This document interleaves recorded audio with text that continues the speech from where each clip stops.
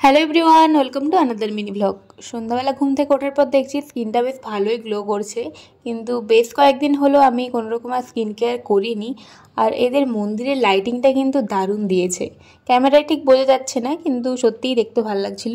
তারপর চা খেলাম, আর আজকে চাটা দাদা বানিয়েছে। পুজোর সময় তো ও আসতে পারেনি, কালী পুজোর সময় ছুটি আছে বলে এসেছে। আর বাড়িতে থাকলে এইসব একটু ও চাটা বানায়।